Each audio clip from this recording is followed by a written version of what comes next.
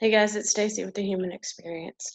I wanted to reach out today to start a conversation with any of you that might be following our YouTube channel, any of you that may know me in person, because I wanted to give you a quick heads up on some transitions that we're going to be making in honor of standing up and supporting the voices of those who feel like injustice has been done for the families of Breonna Taylor as well as George Floyd. You know, as I watch these news videos, as I've been engaged in watching how things are unfolding, it continues to strike me at how powerful it is that we have bystanders who do not have the capacity or the strength or the courage to intervene because of fear. You know, fear is a strong motivator and it keeps people stuck in silence.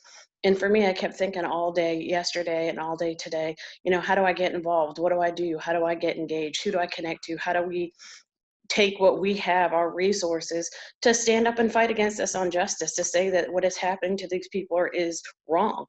You know, I watched the video footage of Mr. Floyd as he laid on the ground asking for help. And I watched the bystanders standing around, and several tried to intervene, but yet there was this force that kept them from being able to really help this man. And I was blown away by the power struggle. You know, these four officers kept an audience of bystanders at bay, watching a man die. I mean, watching a man die. And as I sat and watched this whole thing, the one thing that kept sticking out in my mind is, how do we empower people to be able to step up when those kind of injustices are unfolding right in front of us? You know, as I listened to the audio of the 911 call from Breonna Taylor's boyfriend, you know, this is a person who was, for all intents and purposes, defending his home. No different than any other person would be if they believed an intruder was coming in.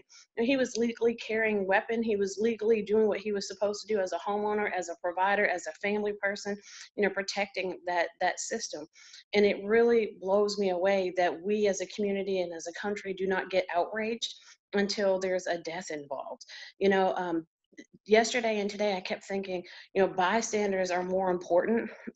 Being able to empower people who stand by in silence and condone this behavior is really the downfall, in my opinion, of how these systems fail.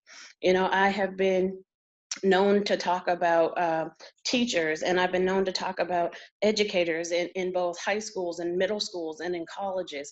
You know, I've been known to talk about people who are in those realms of academic well-being or academic um, I'm trying to think of the word, being able to those people that are the gatekeepers, you know, those professors that sign off and say somebody is done, you know, those academies where the police are going, you know, those folks that are working with individuals day in and day out, you know, are they evaluating these people's morals and values? Are they listening to how they talk about people? Are they listening to how they engage in conversations about political correct, about culture, about engaging with other people? Because one of my biggest struggles with this is that sometimes, men, we're just giving people the okay, we're giving them power, whether it be power over families because you become a court official, whether it be power over families because you become a police officer with a gun and badge, whether it be power because you are given, you know, a robe and a gavel to make life altering decisions, or whether it be power to make decisions over people because you are a supervisor,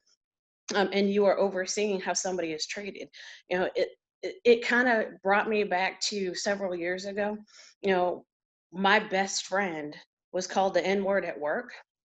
And now that I reflect back on that, what struck me is how the agency that she worked for at that time kind of swept it under the rug, like, well, this is the population you're working with. Just kind of suck it up and, you know, move on. And, you know, we're not going to tell this person they can't come back. We're not going to tell this person.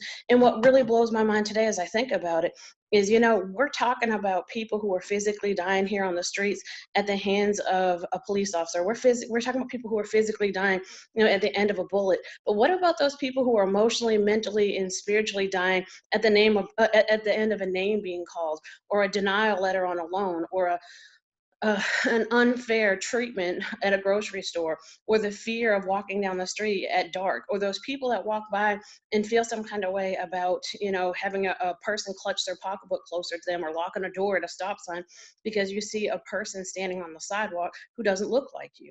I've been thinking a lot about those are the things that most people stand by and watch. It's in the jokes that people make and that nobody ever says anything, and silence is condoning.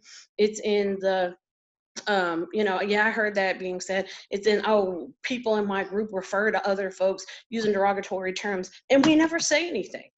It's in being quiet and allowing that hatred and allowing that language of disconnection that I feel like we are, as a country, dying. We're committing the worst atrocities and the worst crimes by our silence because we pretend like we don't have a role. Well, it's not in my house. It's not affecting me. It's not in my, it's not in my family. But the truth of the matter is, man, that if we are one world, one connection, one community, that all of those things impact everybody who walks on these roads and in this place. I feel like I don't know what to say. I feel like I know what I'm saying is never going to be perfect, and there may be people that listen to this message and they don't like what I have to say, and there may be people that listen to this message and think, man, who is she? And the truth is, I'm nobody and everybody in the same breath. I'm a woman with an opinion. I'm a woman who loves my brothers and sisters. I'm a woman who knows that this is unjust and that people cannot continue to get away with spewing this nasty hatred, and having nothing be done. I believe that the vast majority of people are good. I believe that the vast majority of people have care and compassion for others. I believe that the vast majority of people are empathetic to the plight. But I think that those people are silenced, and part of that has to do with fear, part of that has to do with scarcity, and part of that has to do with this idea that that if you stand with the marginalized, you will become marginalized. If you're the one person in your group of 10 that are making jokes and saying some of the most unrealistic, or I don't even know what word to use. But if you're that person that's in that group who stands up and says, this is not okay, because a lot of us will leave, and leaving is condoning because it's still silence. Man, what if I stood up and said, how would you feel if that was your person? How would you feel if that was your daughter? How would you feel that shit's not okay, and that we can't keep treating people like this and expect to have a unified country? We can't keep treating people as if they're a lesser class, because the truth is we have all been demonstrated grace. We have all been given some level of mercy, for lack of better words. That's the only thing I can come up with. And we have got to do something different. So for me and mine, we are going to make a commitment. And those of you guys that are in my program, those of you guys that know me personally, those of you guys who are connected to me in any form or fashion, I'm giving you a heads up that it is coming. We are going to make a commitment. I am going to make a commitment as the leader of a program. I am going to make a commitment as a woman, as a mother, as a community member, as a best friend, as a colleague, as a professional. I'm going to make a commitment to no longer participate in bystanding behavior, and I'm going to challenge the people in my world to do the same. Our commitment to ourselves and to others is to no longer stand by while injustice is done, or when injustice is done. So if you'd like to follow me, you know where I am. Like this, share this, please be a part of this message, because I've been racking my brain about what to do and what platform to use, and this came to me. I created this show, The Human Experience, so that I could talk openly and honestly about messy situations, about situations that are uncomfortable, about facing those struggles. And why would I not do that now? When we are in the face of all of this that is going on, why would I not use the only platform that I have to me, and a God-given right and talent to speak on how I feel and how I see things? I am not perfect, and I thank God for those people in my life here in the last couple of days who have challenged even my own thinking process, who have really encouraged me in, whether it be through compassion and love, or whether it be through some hard truths, to step outside of my box of what's comfortable, to use what I have, to do what I know, to be able to carry a message of hope, of love, and connection. So again, I'm going to go back to, man, as far as I'm concerned, for me and mine, we will no longer continue to participate in silence. We will no longer continue to participate, and say that these folks' death, that they have died in vain.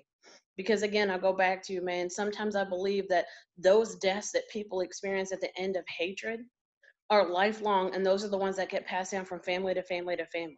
that emotional, mental, and spiritual bankruptcy that comes with feeling like you're not good enough, for being hated for the color of your skin, for being denied human rights and human equality, just because you look a certain kind of way, that shit stops. At least it stops on my boat.